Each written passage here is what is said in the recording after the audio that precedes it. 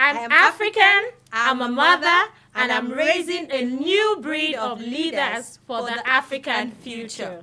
Hello, hello, hello, wherever it is you're joining us from. You are welcome to the A.R.A.L show, where A.R.A.L means Afrimums raising African leaders. I am Zoe 𝐀𝐿 𝐈𝐒, but I'm never alone. I'm always here with the delectable.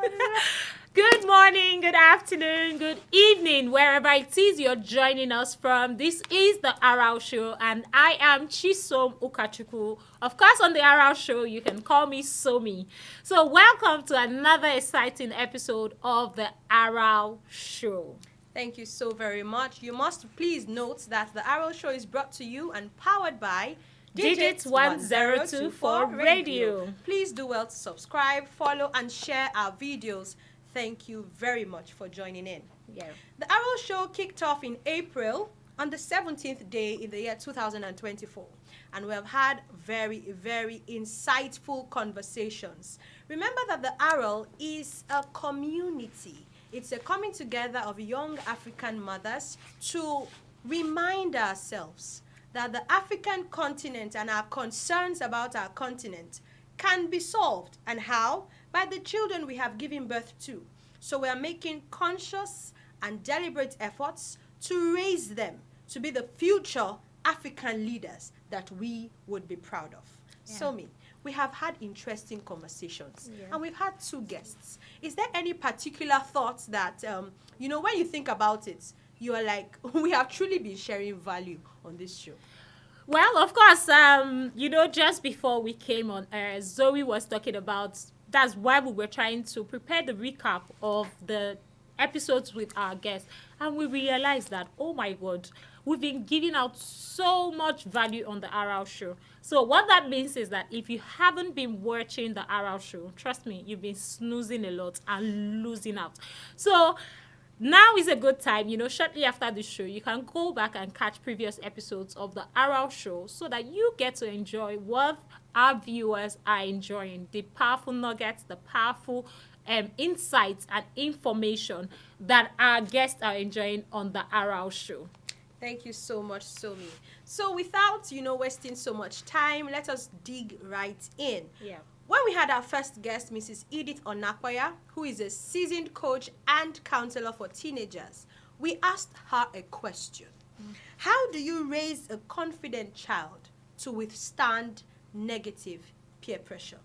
At that time in May, which was when she came, May 22nd, 2024, about that period, there was a video that was trending on social media, and it was one about two teenage girls, black African girls, in their school, who had, a disagreement, and one of them in defense pushed the other against a chair, and then there was bloodshed.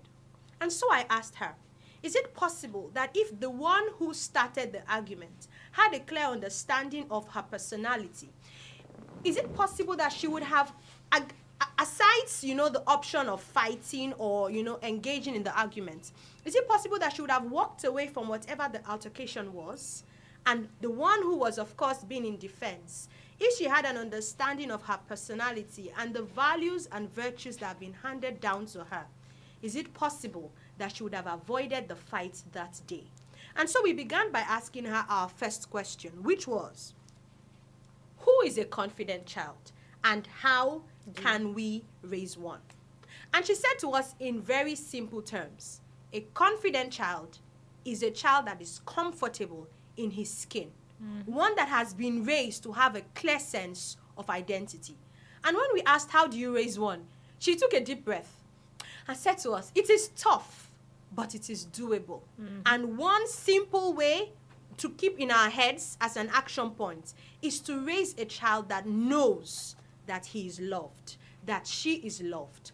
Because what that does is it translates that love morphs into a clear sense of self-esteem. And that child is a confident child. And a confident child can, to a very large extent, withstand peer pressure. So we can remember when we asked her, what is peer pressure? And at what age do you begin to experience, does your child begin to experience peer pressure?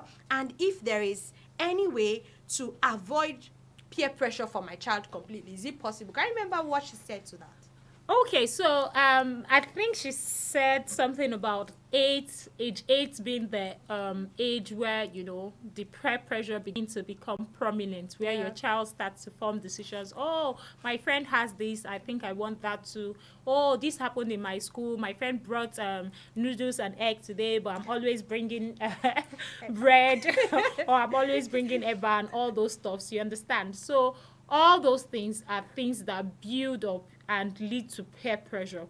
So as for a child being able to avoid peer pressure, I don't think, from what she said anyways, so as the expert, which I expect she is, of course, she has been working for a long time with teenagers, so she's talking from a place of experience and a place of knowledge. And she said it is not possible for your child to avoid peer pressure completely. So that means that the onus is on you as a parent to build up your child to withstand pressure when they come, not if, when they come, because they will definitely come. And for me personally, that now brings me to the point, you know, I used to be this, oh, it's your child, please, nobody, any child, please. You know, I was usually very careful when dealing with other people's children, because I know how mothers especially can be touchy with their children, probably when you correct them or something. If it's a mother who doesn't have understanding, it could lead to issues. But recently I told myself, I wouldn't do that anymore, because the truth is, parenting, you're not, as a parent, you're not just parenting your child, you're parenting the whole child in the universe, permit me to say. As long as that child comes your way, you have the responsibility to play a parent role on that child, because you don't even know whom your child will meet. I have 3 sons. Tomorrow, it's my desire for them to get married tomorrow. I don't know who they will bring home as spouse. So imagine it is that little girl somewhere that I saw probably doing something wrong, and I threw my eye the other way and say, oh, it is not my business, it is not my concern. And tomorrow my son brings her home. Oh, mom, if she's not the one, then it's no one. So imagine that kind of a situation. So you just missed the chance at correcting something that would eventually benefit you. So even at that point, it didn't look like it would be beneficial to you, but in the long run, it has turned out to be that this would have been to your benefit if only you had stepped in and stepped up to the plate of parenting that child. So, that's spot on, and thank you for adding that. So she said to us that peer pressure is a desire, a longing to belong. A longing to belong, a desire to belong, you know, and that from the age of 8, your child begins to have that feeling, I want to be a part of something. And then to about the age of 14, it peaks where he's a teenager. But from the age of 15, there is some kind of stability where he has now embraced formed his opinion, you know, had a personality, and can then move on with some kind of reduced influence from peers. And then, because we are social beings, your child cannot actually avoid peer pressure. And I remember we said from the age of, you know, when we said how early can my child be influenced, you know, Somi that day said, well, our children begin to go to school from earlier than the age of 3, and that already is you know, some kind of influence, you know, at that age. So we begin to teach our children from that point. We also asked her, since we know that it is unavoidable, how do we prepare our children for peer pressure? And she said to us once again, love your child. Affirm your child. Say to your child, mommy and daddy are raising you this way because we know that this is the path that will lead you to a glorious destiny. And since we are raising you this way, whenever you sense, you know, some kind of initiative, good results, affirm it. Do not be quiet about it. And of course, when we also see their strengths, let us identify it and work at improving those strengths for them. That is how to prepare them. Because when they are clear-minded, when they have an understanding of their esteem and that mommy appreciates me, daddy is proud of me, it matters very little if my peers do not really think that my being upright makes sense. So we also said, are there tips and tricks? You know, we just want to be able to, you know, say to A.R.A.L mothers, you know, that are there tips and tricks that we can learn, imbibe? Because the A.R.A.L show is really mothers having a community where we can pull ourselves together to raise our children the way that we hope that they will become in future. So we said for tips and tricks, be deliberate, be conscious. Things like contentment, affirm it over and over and over again. That way, when your child sees something that you're not probably able to give him, he's content. We also said, teach your child that if there's anything you come across in your interrelationship with people that is against what we have taught you, take the back seat, step back, and don't be a part of it. Then we asked, what is negative peer pressure? Because at that point, I remember that we often say, whenever I think of the word pressure, we always think that it is negative. But in fact, what really is negative peer pressure? And I remember, Somi, you and her expressed to us very simply that if you are doing anything and you are not comfortable about it, and you are not happy, you are not sure that if mommy sees me doing this, or if the society catches me doing this, they are not going to be proud of me. That thing is most likely negative, and therefore I should avoid it. Is there any other thing you want to add? Okay, so first of all, I think the starting point for me in handling peer pressure in the society, not just for your child right now, but for every other child out there, is to teach your child to be the positive influence. So imagine every parent out there is deliberate about making sure that your child is not the one that lures another child to go and steal. That your child is not the one that lures another child into a vice. That your child is not the one that is bullying other children. But rather, your child is the one that sets the example. Peer pressure can be both sides. It can be positive, it can be negative. So there is this pressure where you see your mate, oh, he's doing well in his academics. You want to also be like him. You want to also meet up. That can be a positive influence. So I guess if we as parents, every parent, in your own home, you teach your child, don't be the one that will be the negative influence. Learn to be the positive influence. Imagine the ripple effect it will have in our society. We'll have less of the vices. Of course, I'm not saying that we'll eliminate it totally, because for as long as there is good, there would always be evil. But we can eliminate it to the barest minimum. And that can only happen when you as a parent teaches your child to be the positive influence, to be the positive vibes, to be the one who influences his peers to do the right thing. Thank you so much, Somi. I mean, that's a lot. Thank you so much. That leads to the final question we asked our guest, Mrs Edith Onakpoya, who was on the A.R.A.L show on May 22nd, 2024. We asked her that are there practical ways a mother can inspire or encourage her child towards positive peer pressure? So we identified the negative and said that anything that makes you want to harm yourself or harm others, that is not, you're not comfortable with usually, and the society is not going to be happy at, and that your parents are going to frown at, that is negative. However, for positive peer pressure, she said to us, pay attention to your child.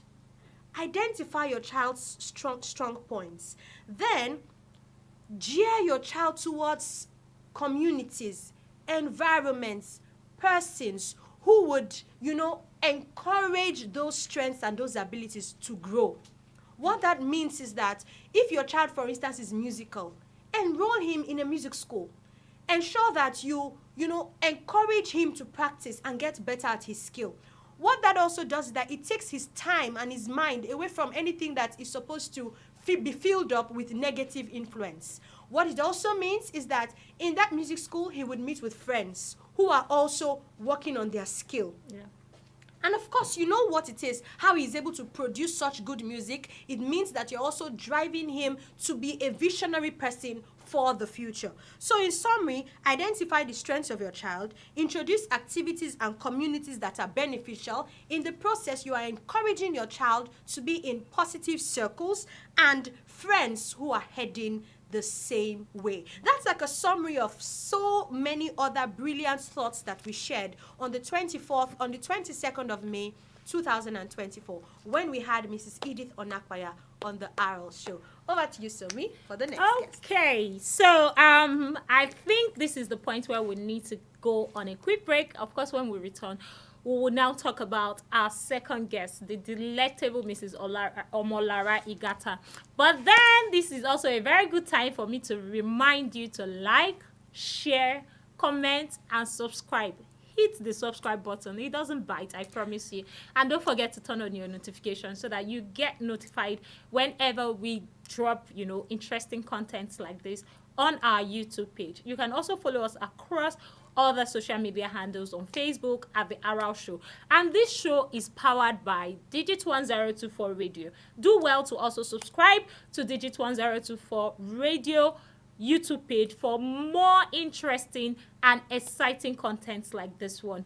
If it's not educating, if it is not inspiring, if it is not positive, trust me, you wouldn't get it on Digits 1024 Radio. So we'll go on a very short break. When we'll come back, we'll dive into healthy diet for future African leaders. Don't go away.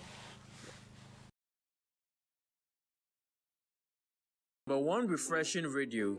We inspire, educate, and motivate. But that's not all there is to Digits brand. There is Digits Place, your preferred place, perfect for live recordings, dance or music rehearsals, AGMs, conferences, meetings, and birthday parties. Of course, there is Digital Consult, the arm responsible for procurement and installment trainings, live sound equipment rentals, and professional live streaming solutions. Then we have the Odogu of our services, Digit Sound, where we handle everything sound related, ranging from live sound setup, audio mixing, and live sound reinforcements. Don't forget to download the Digit 1024 radio app from the Google Play Store for inspirational, educational, and motivational content. At Digits 1024 Solutions,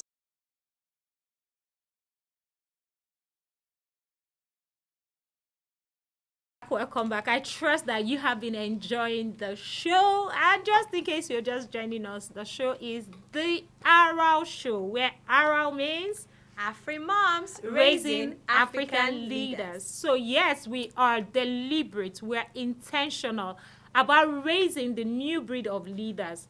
Like I would always say, we understand that Africa is a gold mine.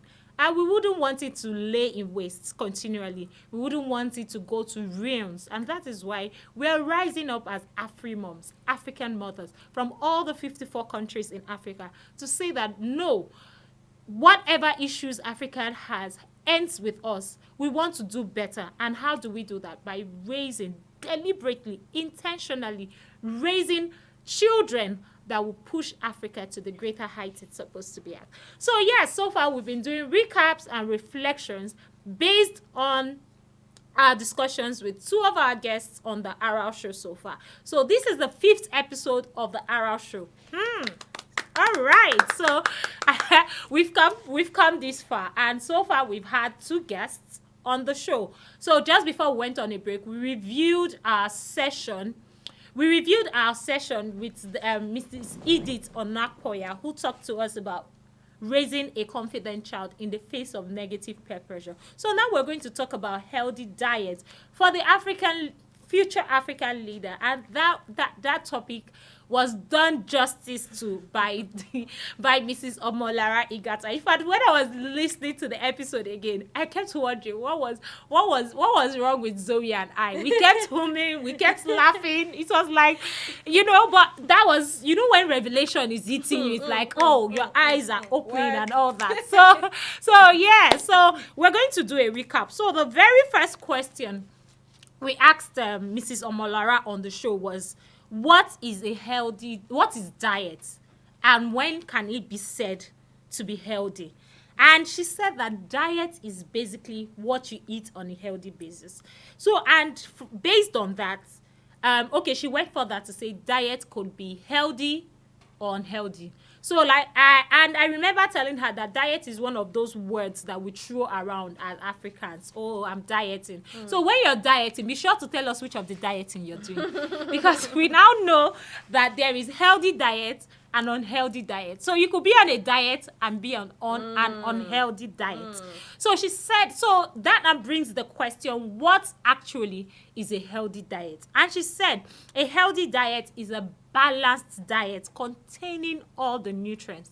I'm sure when you heard balanced diet, of course, except you were skipping classes when you were in primary school. But everybody knows that once you hear balanced diet, you now hear my carbohydrates, my proteins, my vitamins, my minerals, my fat and oil, water, then the 6 classes of food. So what that means is that you're able to spread your meal in such a way that you get nutrients from all the classes of food. So then we went further to ask her that can diet be used? Okay, maybe I should allow you say something about diet, because I remember you shouting on that very episode. So maybe you have something to say so far about what I've said, so that it doesn't look like Somi is doing all the talking. Interestingly, Somi, I'm really enjoying you and the recap, because it's taking me back to that. You know why I really appreciate our recap and our reflections is the fact that we're not just coming here and talking. We need to put to practice. Yeah. Because what we're doing is we are jolting ourselves to say, hey, mama, you can raise these children well. Some of us, because we are young, most of us are actually we are really young people. And now we are responsible for a child. So we are saying that, yes, we are married, we have husbands, we are sisters to someone, we are mothers to some, we have parents, but we want to be deliberate to raise these children. So when we have conversations here, we want to be sure that the action points are going home with us, which is where we are practicing what we are learning. So I appreciate the fact that you said when we just fling the word diets, let's be quick to remember that diet is basically what you eat daily. Now the question is it healthy or is it unhealthy? And now we are talking about healthy diet. Why? Because we need to raise children who are eating healthy. Because like they say, you are what? You eat.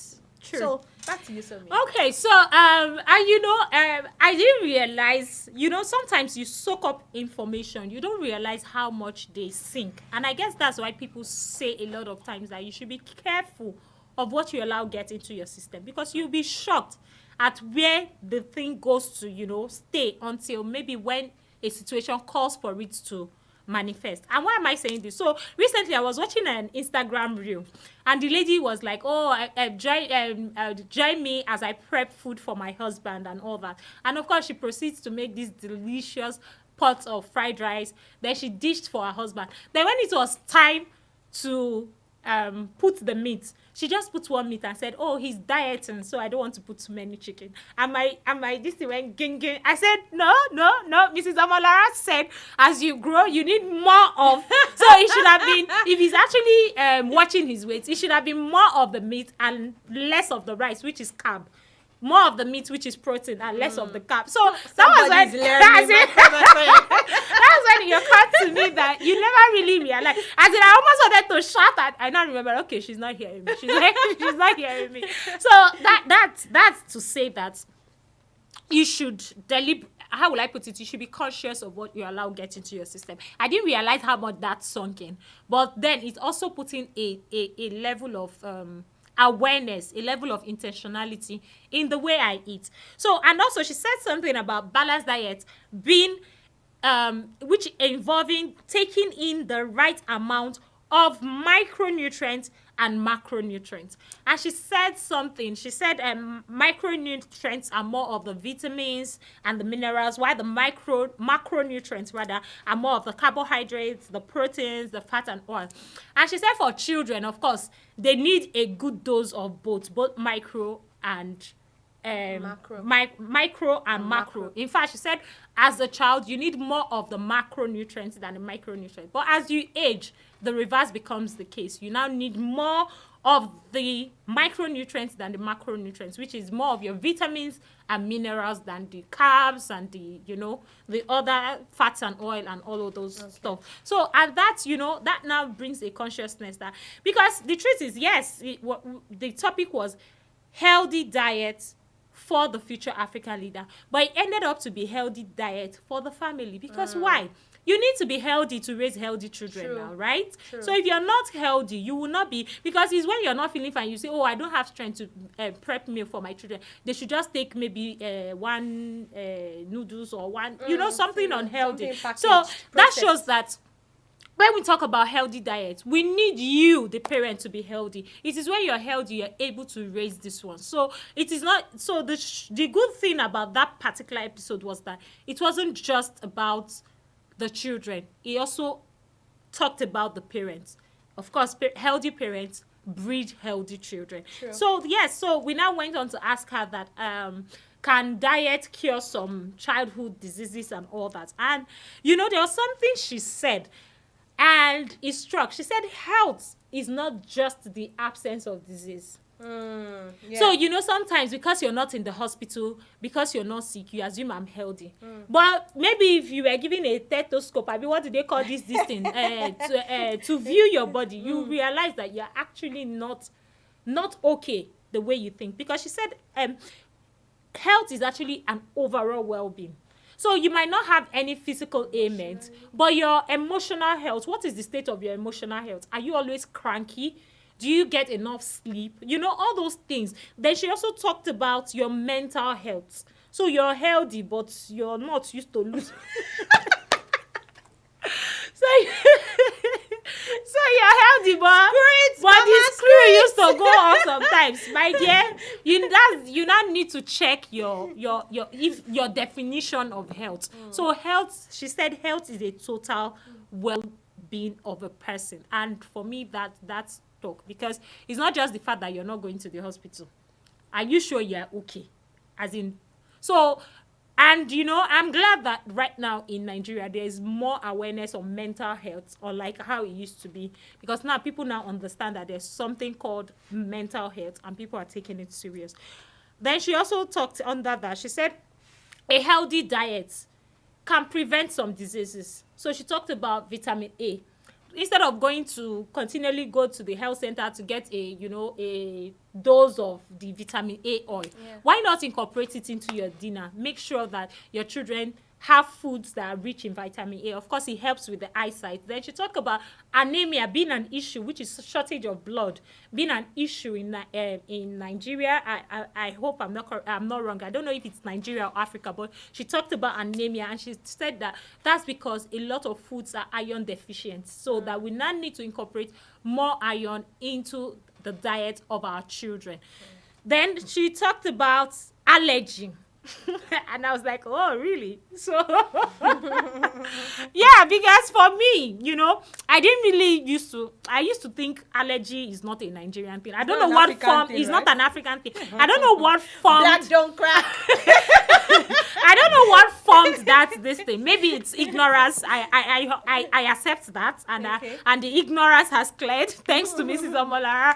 But she says that allergy is now becoming a thing, and she now said, of course, I remember asking her, so how do you now fight this allergy if your child is allergic? How do you even know? Because the truth is, she now said that a lot of colds and all those stuffs that your child is always having could be as a result of allergy. But you not think is one village people from your village that doesn't want your child to thrive, or the weather. Do you understand? So that goes to show that knowledge is indeed power. Then the application of knowledge is greater power. So she talked about that and talked about allergy. Then she now said one way to help your child discover if they have an allergy or to maintain it is by being intentional with what they eat. And that means you have to now take the time to prep your child's meal. And I also, while I was now reading more on it, I now discovered that one of the reasons why a lot of times we don't even discover allergies is because we pack a lot of things at the same time for our children. Starts reacting. But if you pack so many ingredients or so many stuffs in one particular, you cannot spot out what exactly is my child being allergic to, what exactly is my child reacting to. So that's why, as a child, from that 6 months when they start taking solid food, they tell you to introduce one thing at a time. It helps you to now know that, okay, my child is allergic to this, my child is allergic to that. So yes, African parents, she said allergy is an issue. Yes, allergy is an issue in Africa. Allergy is an issue in Nigeria. So we now need to be more conscious of that. So, and to run through, so she talked about, we talked about the place of finance in eating healthy. And she said that we should maximize foods that are in season. We should eat seasonally. Eat Fruits and tropical fruits and all that. So what else do you remember from that particular I remember discussion? when we asked her that, how do low-income mothers tend for their children? Now we are hearing that we should eat healthy, but we seldom even have enough. And then she said when the food is in season, it's most times within budgets. Yeah. And when we, that sometimes when we set out to give our children packaged and processed foods, it comes at a higher cost. But if we give them, for instance, snacks and we go for fruits, then for drinks, we go with our, locally available drinks. Like here in Nigeria, we have Zobo, that's the hibiscus leaf. Have that as drink and alternatives. Give them good old water, to drink, as opposed to, processed juice and packaged and bottled drinks. Then I also remember she said, while we most of the time when we are thinking of, I need to cut down, we are most times thinking of cutting down on salt and sugar. Yeah, she talked about But we most times don't remember that we should also cut down on salt. And that when we expose our children to too much of salt, we get them to be dehydrated. And then, we need a lot of water in our body system to function properly. So these are some of the things she said. About eating tropically also, she said that when most times when the foods are, when we get foods, we most times are thinking about recent ways of preserving food, like fridge and freezer. But how about the good old way of having them roasted, such kind of ways? Try to go back in time to the good old ways we did these things in Africa, and let's see the benefits. Yes. Like I said, it was a very, very, very wonderful session. So she also talked about being creative in your meals. My children will always tell you, Mommy, what is it? Rice every time. We are tired. But she talked about that could come up maybe because every time you're giving them rice and stew. But I remember the example of corn she gave. She said, like, for example, her family was eating corn at that point in time, so that they could have it, boiled. They could have it roasted. For some people in the East, they even boil corn with beans. It's a delicacy for them. You can grind your corn, turn it into a pap, which she said was a cereal. And this village girl here said she didn't know. Wow, and this village girl here said she didn't know that pap was a cereal. So you see, give it up for A.R.A.L show. She heard it first on the A.R.A.L show that pap is a cereal. So she talked about that and so many other things. Then she talked about how not eating the right food can affect the cognitive ability of your child. I'm sure we do not want that. So we need to now be conscious. Then we talked about also when, eating to stupor. Eating to stupor. And she said that it's very wrong. In fact, permit me to say it's a sin because you're abusing food. That's an abuse of food. So she said, and she also gave a tip. She said it's best to eat lighter as you approach your bedtime. That the body has some reparative abilities, and it helps them. It's overloading yourself before bedtime hinders your body from doing those repairs that it's supposed to do, naturally can do while you're sleeping. So I think those were the few points she talked about, and I hope you've been able to gain an insight into our discussion so far. Next time we're going to come your way, we'll guarantee you that we'll have another guest who will thrill you and teach you so many wonderful things that you would want to know. So stay tuned for what our topic will be and who our next guest will be. So over to you, Zoe. And after that next time, the very next time, there's going to be another guest. So you also want to be a part of that session. What we have done today is a recap for ourselves, because we're not saying that we are there. What we're doing is we're reminding ourselves, Somi is holding on to me, and we're saying we want to raise our children deliberately to be leaders, while you are also holding on to your friend, wherever you are in Uganda, South Africa, Eastern, Western, Northern, and Southern Africa, wherever you are. Even if you're in the diaspora, you're in the West, but you're representing us there as an African. We are saying that we want to raise our children to be the next generation of African leaders who are different, who are unique, and who are excellent. Until we come your way again, I remain Zoe Octavia Obaze, and I am Chisom Ukachukwu, aka Somi. So don't forget to like, share, comment, and subscribe.